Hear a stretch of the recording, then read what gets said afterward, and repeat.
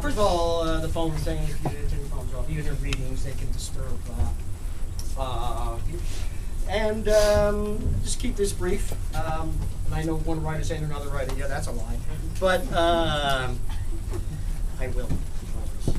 Just wanted to read just one little thing that sort of sets up this whole program, and certainly great admiration and kudos go to the directors and the actors and the playwrights who aren't only just doing a reading, they're doing scenes, they're writing, they're directing other things. We have the rep season, which is on the back of the program, coming up very soon. People are in rehearsal already for that.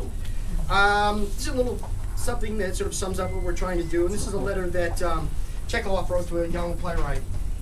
Try to be original in your play and as clever as possible, but don't be afraid to show yourself foolish. We must have freedom of thinking, and only he is an emancipated thinker who is not afraid to write foolish things. Don't round things out, don't polish, but be awkward and impudent. Brevity is the sister of talent, and the main thing is father and mother must eat.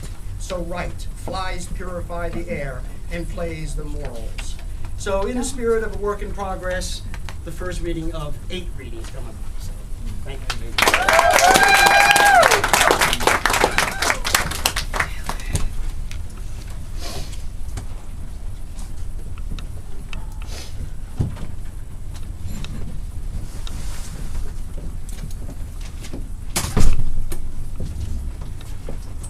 A depressing monologue I wrote about a pathetic loser who is clearly not myself. I'm a comedic actress, which is funny because I'm dreadfully unhappy. I try drama, but people laugh when I'm trying to be serious. When I'm expressing lust or death or drug addiction. I played a French hooker once in Red Light Winter, searching the sub-cockles of the dark parts of my heart. And people patted me on the back. That was hilarious. She dies of AIDS at the end after being anally raped. I stand in front of my Shakespeare class. Titus Andronicus is not a comedy, but the titters begin before I even open my small, wacky mouth. My face is expressive. It gives me away before I'm ready to be given. I want to write a short play about an old woman on her deathbed, and her friends come to her and she's clutching her rosary, and they tell her the truth, that there is no God, and that everybody knows except her. It was an experiment. And perhaps she is relieved because she is so tired of living that an afterlife seems so boring. But I'm afraid that if I write this, somebody will give up hope. Because I am giving up hope these days. I still have buckets of it, but every time my boyfriend yells at me for believing in energetic meridians, or my mother says, "One door closes so another one can open." And for the very first time in my life, I'm not sure if this is true anymore. A little hope leaks out, and I spend the whole day crying. I try to quiet my mind.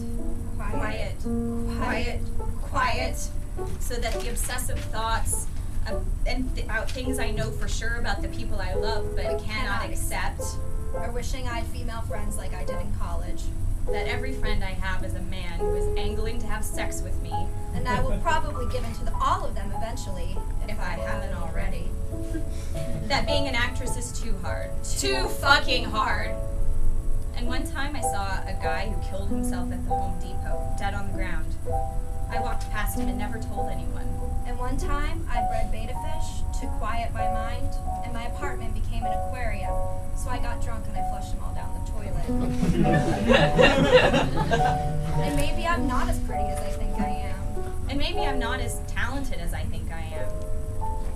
And maybe my mother will come to me on my deathbed and tell me that I was mediocre the whole time. But everyone told me I was great. As an experiment.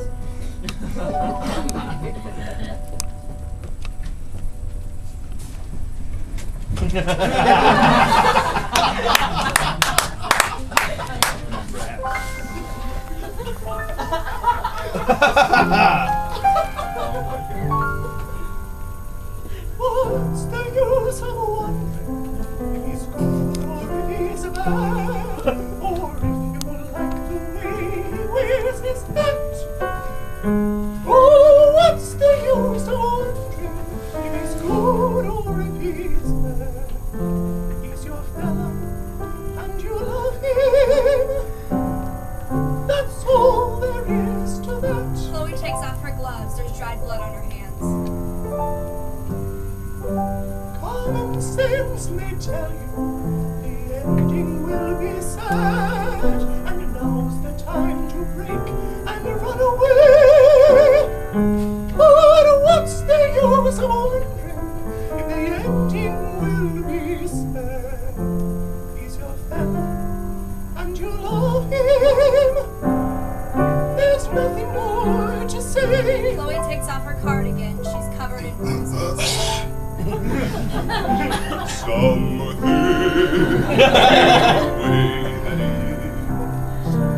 whether it's false or true, something gave him the things that are his. One of those things is you. So he wants your kisses, you'll give them to the lad, and anywhere he leads you, you will walk. And anytime he needs you, you'll go running there like mad. He's your fella, and you love him, and all the rest is talk. Chloe pulls out a knife. Scene 1, afternoon on Mars or wherever. Mars would be okay though, because I haven't seen a play set in space. A cave would also work, or a living room, or a blank stage.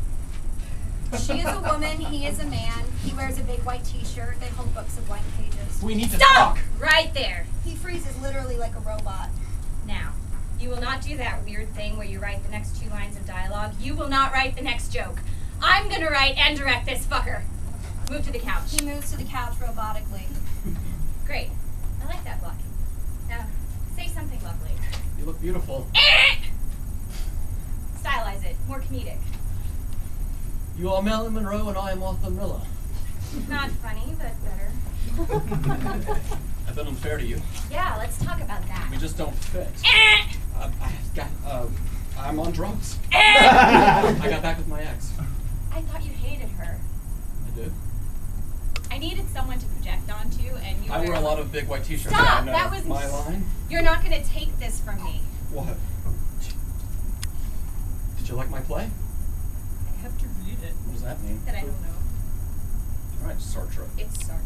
He stews. This anger seems great. I thought it. Lacked empathy. Stop! That was. Your line? You're not gonna take this from me. Like I said, I Love don't. me. Taken aback, she thumbs through her script. No, that's not even in my script. You do though. Have you even looked at your lines? I thought this was an improv. No,